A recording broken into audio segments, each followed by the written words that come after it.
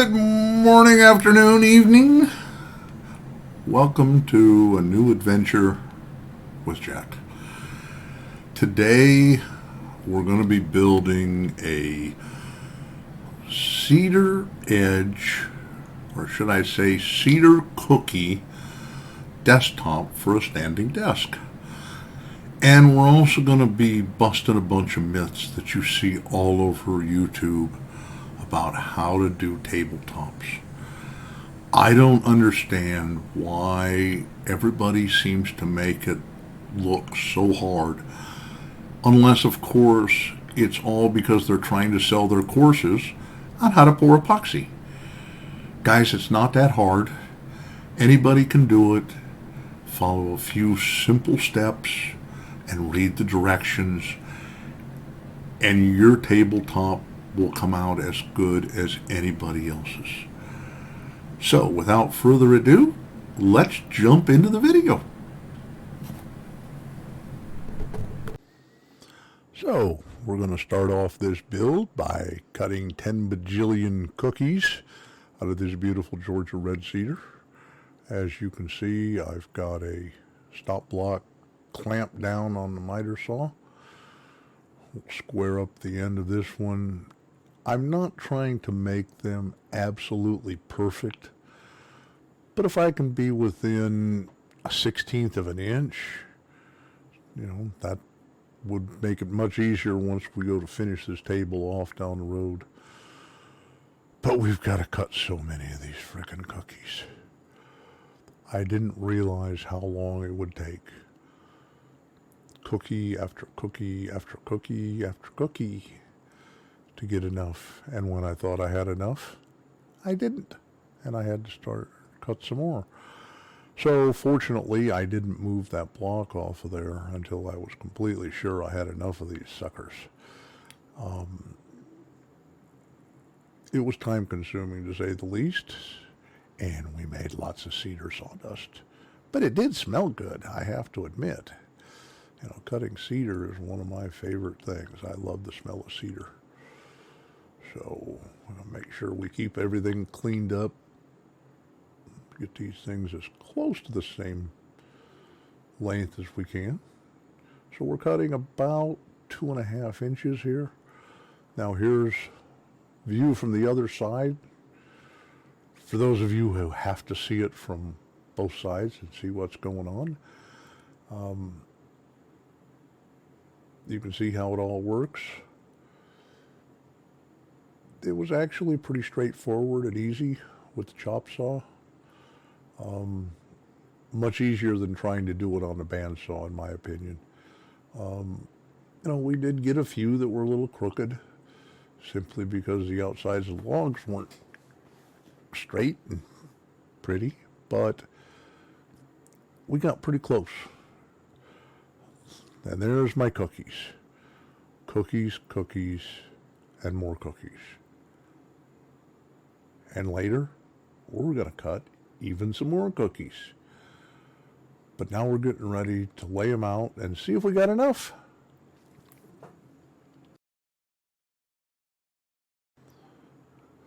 And here's a close-up of the cookies all stacked up, just so you can get a better idea of what we're looking at and what we're working with. We got to clean these things up a little bit on the outside. They're a little shaggy from the bark. And then we'll get to laying them out for the table. So now we're going to hit the first big lie that you see all over YouTube when people are doing epoxy tables. Everybody wants to use melamine for their forms. They use a sheet for the bottom, and then they rip pieces for the sides, and they screw it together, and they caulk the seams, and they have problems. Either they have a seam that leaks and all their epoxy ends up on the floor, and when they get done and the epoxy is all set up, they can't get the forms off because the epoxy is stuck to the melamine. I'm going to show you a better way to do that. I'm just using a regular sheet of plywood. You can see it there on the table. I'm going to lay out some lines to the approximate size that I want my desktop. I'm going to make it a little bit bigger than what I want so that I can trim it down after everything's done so I can get nice square sides. But I'm going to lay it out on this plywood. I'm going to lay out a center line, and then we're going to start putting the cookies on. Okay, so here we are laying out that center line, and one of the big reasons for doing this is to make sure that I've got enough cookies before I start finishing up the mold and placing everything. And also, not all the cookies are all different diameters, so we've got to mess with them a little bit to get the visual appearance that we want. So we'll figure it all out this way. Of course, then it's all going to change as we take everything off to build the mold. But hey, it was a good exercise and it was fun. So now that we've got our center point of our desktop, we're going to start laying out some cookies. Now you can do this from the center, you can do it from the sides. My goal was to try to get equal pieces of cedar on each edge, so I didn't have whole pieces on one edge and small slivers or small partials on the other side. So I figured it best to start in the center and try to make everything fairly even. This is the first time I've done a table like this, so, we're playing with it to see what happens. So, 50,000 trips back and forth, carrying cookies, and we'll get a table laid out. Well, we're back. We almost got the table laid out, but whoops, we got a problem. We're out of cookies. So like I told you before, we gotta go cut more cookies. I can't believe it. I thought I had plenty. Cookie cutting, it never ends. So here we go, back to the bench to grab some more cedar and cut some more cookies. Yeah, let's get the sawdust knocked off of us.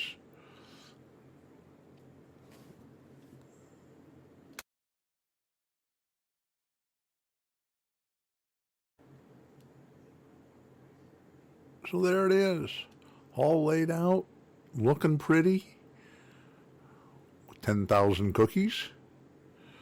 Now, we have to clean the edges of all the cookies.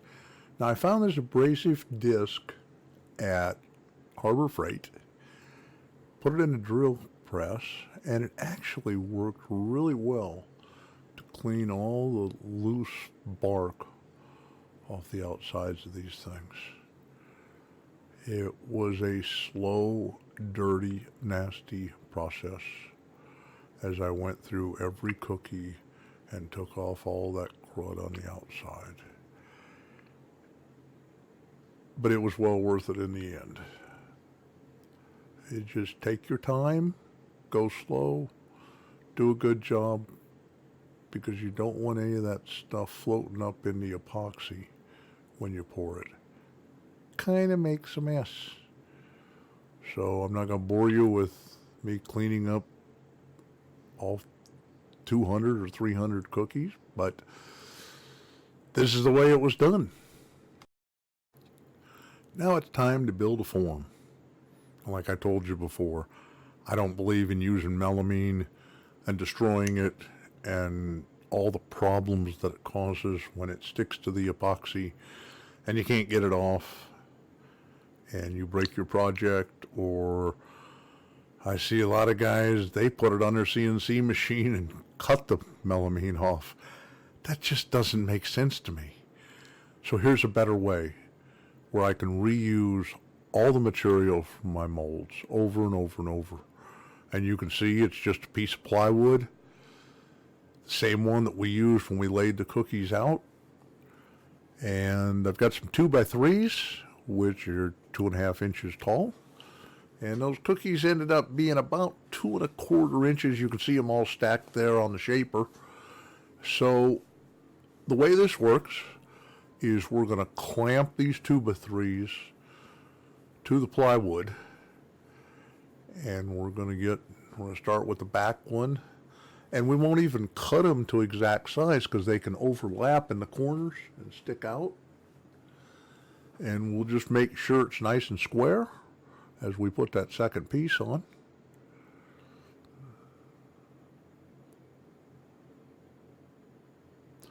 And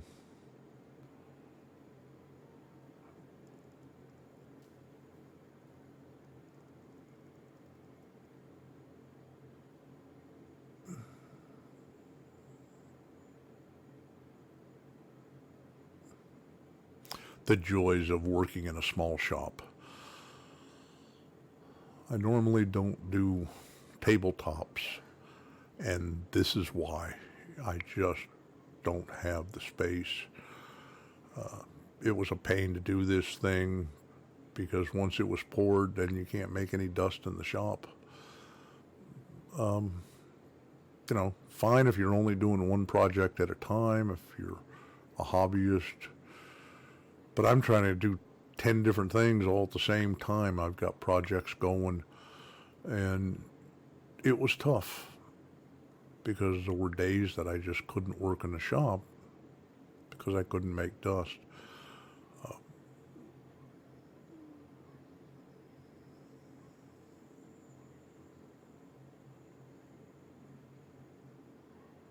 So we're getting that second piece clamped on. Make sure we have a good 90-degree angle. Actually, it really doesn't make that much of a difference because we're going to trim all the sides of this tabletop after we get it poured and it sets up. So if we're off a little bit, who cares? Nobody's going to know it when we get done. And so we've got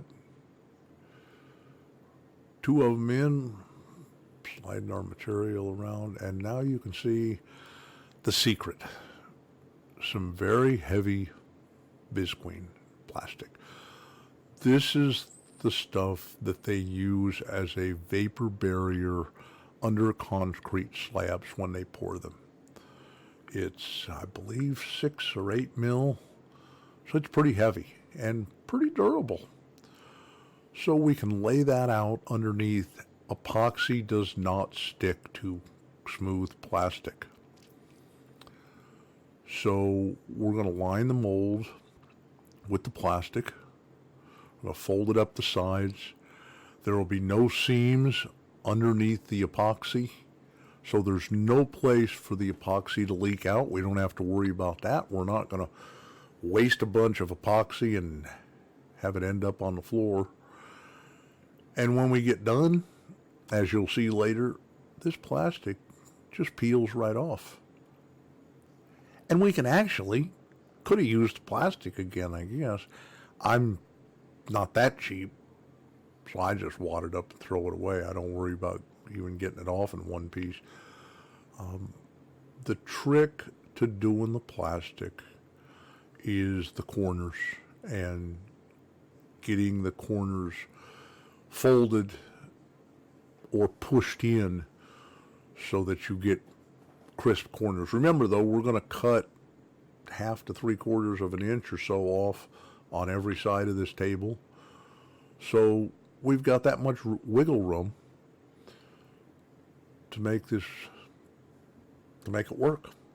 So I'm just stapling the plastic onto the top and kind of laying it down.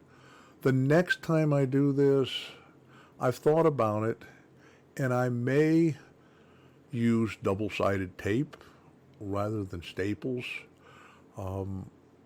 If I do that and lay double-sided tape right along those 2x4s, I could get a really nice crisp corner and possibly reduce the amount that I have to trim off. With this table, it really didn't make any difference.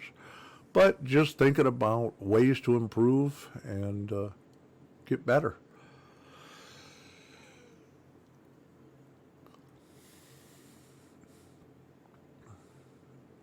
So you can see I'm working it down into the corners, folding it into the corners coming up, and making sure that everything below the surface of those 2x4s is solid. There's no openings, no holes for epoxy to get into and leak out.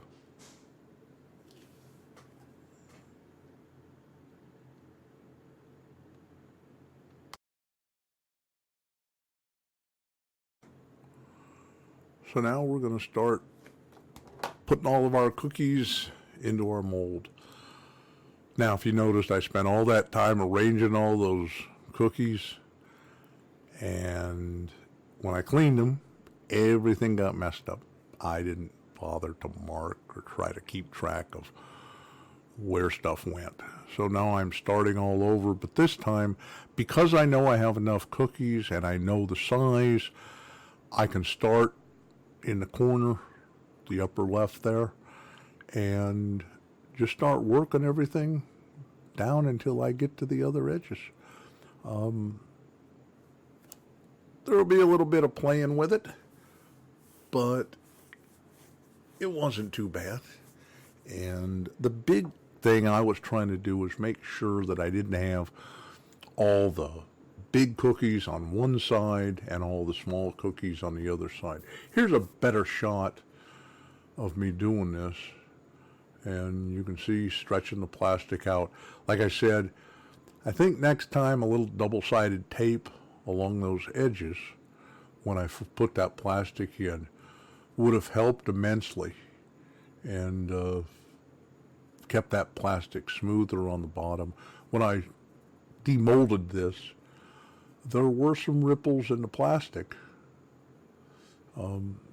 that I had to sand out. So if the plastic would have been a little smoother, may have been a little less work, although it came out really nice. So we're going to place cookies, and we'll be back when we get them all in. So here it is, complete. All the 2x4s are clamped down, plastic rolled up over the sides. We're ready to pour some epoxy. Now, let's talk about the next thing that everybody tells you when you're doing this type of table. Wood floats. And there's two ways that I've seen YouTubers solve that problem. Either they hot glue all the wood to the bottom of the mold, which makes it even tougher for them to get their melamine molds off, or they try to put something on top, some weights, to hold the wood down. That's not the way to do it, guys. We're going to do it a totally different way. We're going to pour about 1/4 to 3/8 inch of epoxy down between all these cookies. And what that's going to do is it's going to glue everything together into one huge sheet. We're going to let that set up just until the epoxy starts to get sticky. Because if it's still sticky, we don't have to sand it to get the next coat to stick to it, which would be virtually impossible. So we'll wait for it to get sticky, and then we'll pour a thick coat of epoxy on top of that. Now, you don't have to use deep pour epoxy like everybody says you have to. You can pour your epoxy in stages. This is deep pour that I tried. And it's okay. The problem was it took forever to set up. It, between pours, just to get it sticky was 3 or 4 days. To set good and hard was a week. You'd be much better off, and the way I'll do it next time is pour multiple layers. The epoxy I'm using now says I can pour up to 1.5 inches. So I could have poured that 1/2 inch, poured 1.5 inches or so on top of it, which would have brought me up to 2 inches, and then finish with the third pour. I'm going to end up with 3 pours on this anyway, because it's hard to calculate how much epoxy you need. And even after you pour it and you get it level and everything looks great, the epoxy soaks into the wood and the level will drop. And that's just normal. It's normal liquid, the wood sucking it in. That's what glues everything together. So we're going to do 3 pours just to get all the black in before in the mold. Don't rush it. You don't have to pour it all at once. It's everybody on the internet, every video I've watched, they seem to think when you're doing slab river tables or whatever you want to call these things, that you have to pour all the epoxy at the same time. You don't. One of the big lies. And I think a lot of this is because one person made a video and 10,000 people copied it and never tried anything different. I don't like to do it that way. I'm looking for the best way to do something, and this is what I've found. So let's proceed, and we'll finish getting this poured, and we'll come back for the next pour.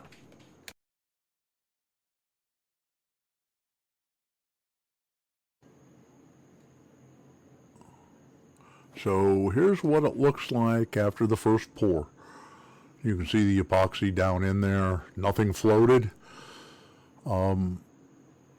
I scraped off the top of everything and cleaned it up.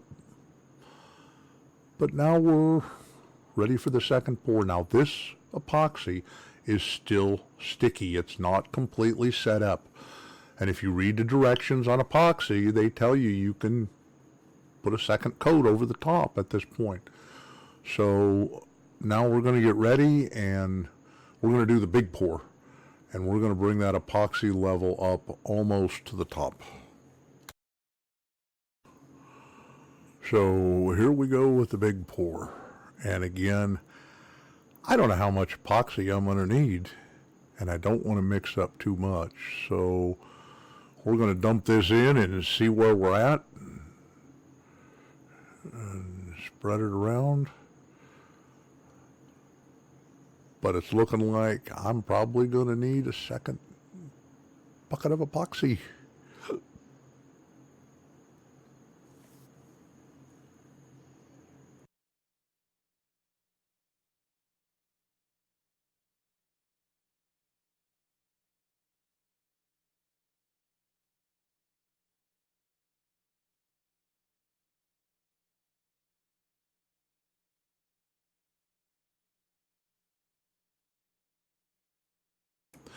The other thing I wanted to mention is when you're working with epoxy, pick up some xylene, which is epoxy thinner, just like paint thinner, but it's epoxy thinner. It works wonders to clean up your tools and to clean yourself up if you get any on your fingers. You really need to be wearing rubber gloves. I'm old school. And when I'm doing this, I'm really not putting my hands down in it. So I don't wear the gloves. I don't like the gloves. But when I'm doing tabletops or small items, you will see me with the rubber gloves, I buy the heavy-duty mechanics gloves from Harbor Freight. They're reasonably priced because you go through a bunch of them. You can't clean them. It's not worth it. You just throw them away after one use, and they work pretty good. So I'm trying to clean up everything on the top. I'm trying to see where I'm at. Remember, this epoxy is going to flow between all those gaps in the cookies. So we'll see. We're just trying to work everything down in. I don't want it to puddle on top. Unfortunately, this black epoxy will stain the cedar, and we're going to have to sand a little bit off the top when we get done. You'll see that coming up soon.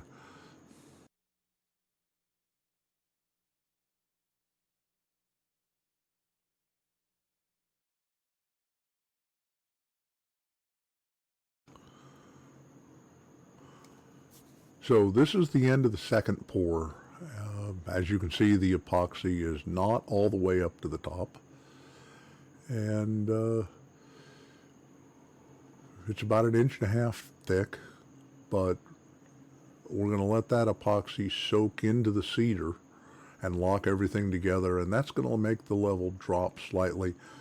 And remember, this is thick pour epoxy, so it's going to take a few days to set up and get sticky. And then we poured another layer over the top and brought it up. So I got one corner right here that I think I spilled a little epoxy on the outside of the form, and it got underneath that 2x3 there in that corner, and it's glued pretty solid. So can't get my fingers on the other side, and don't want to get too aggressive. So let's get a hammer and smack it once or twice.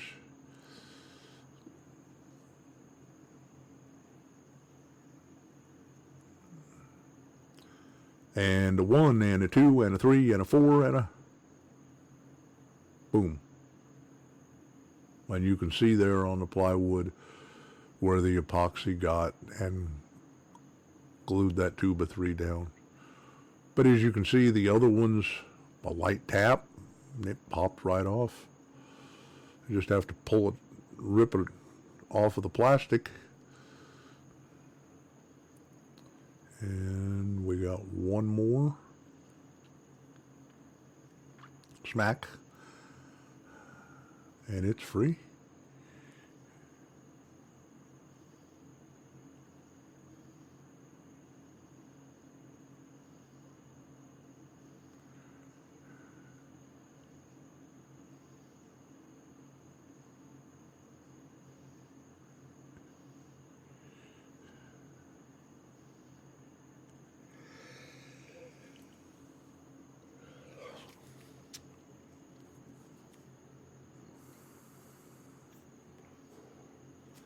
Now I'm going to start peeling that plastic off.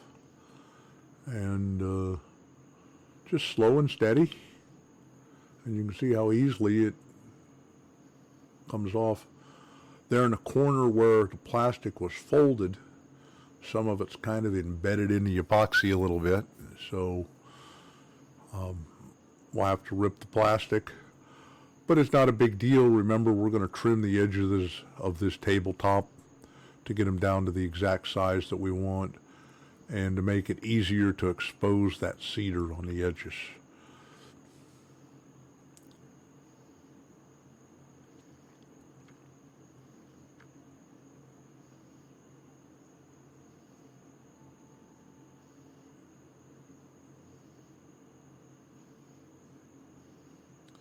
You can see how it just slides off that plywood.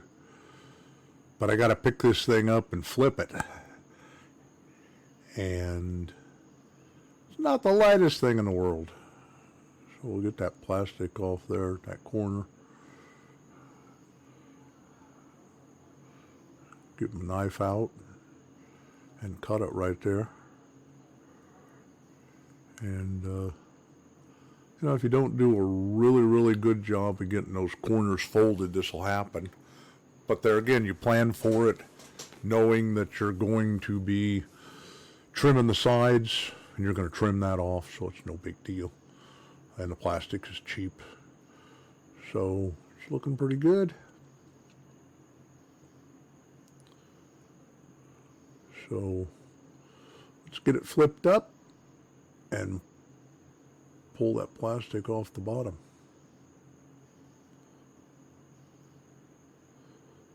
And then that's how easy it was.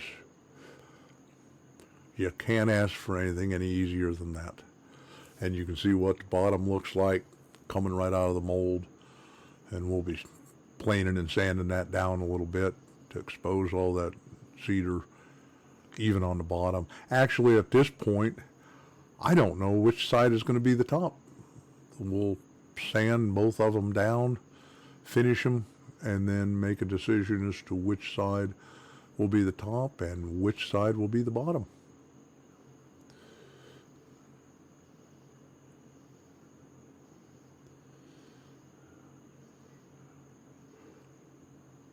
The hardest part was balancing that tabletop. I didn't want to drop it. Fortunately, you don't have to fight with the plastic. And there it is.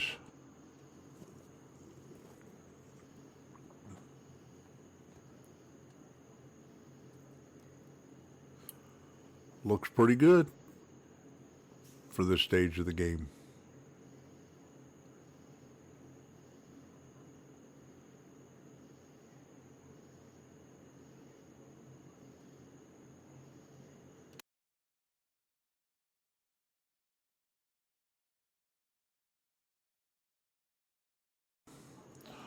So we've moved outside so we can do some sanding.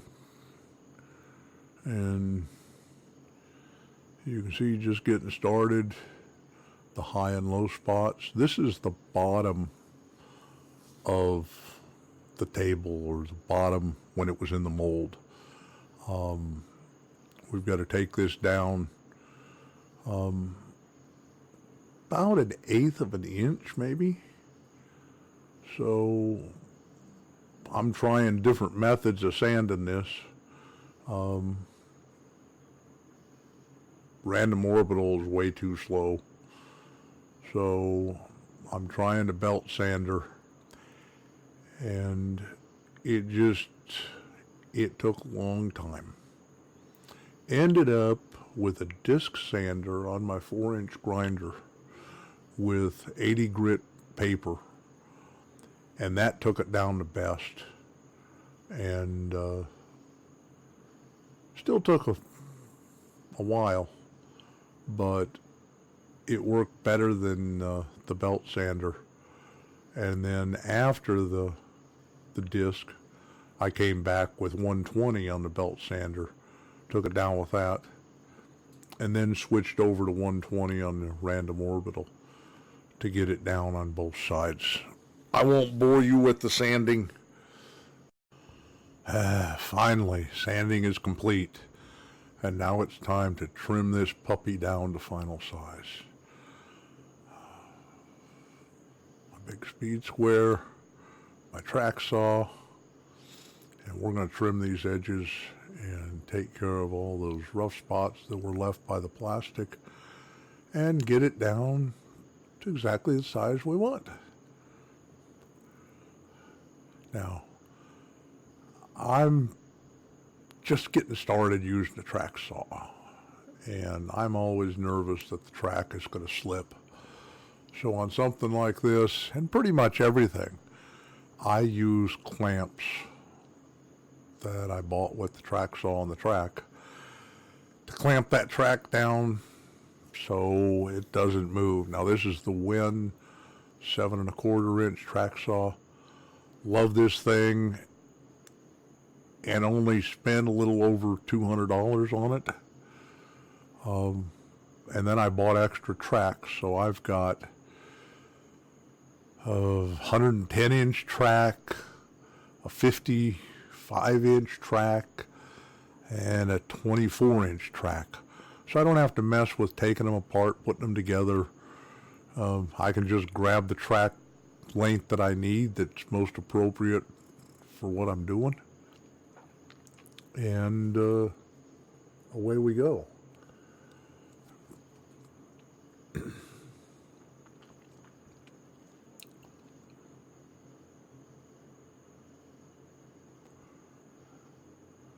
Now we're cutting almost 2¼ inches here in one pass. And that saw had plenty of power to do it. Just slow and easy, trying to get a good quality cut so I don't have to sand too much on the edges. And it did a great job. Now we're going to get the trim router out and put a little chamfer on that top edge. Don't want a really sharp corner up there. That's where we're going to be laying our arms as we're working. So we'll just do a little 1/4 inch chamfer around the perimeter. My little $24 Harbor Freight palm router that I have had for about 10 years now. I love this thing. It's cheap. You can throw it around and not worry about breaking it, because if you do, it was so cheap you just go buy another one. But this thing just keeps on ticking. It's like a Timex. I built that little base for it. It's easier for me to hold it straight with that longer base. I can get it out on the work surface and hold it down with one hand so the router doesn't tip. I've always had a problem before I did that with the router tipping. But since I've put that bigger base on it, man, it works great. So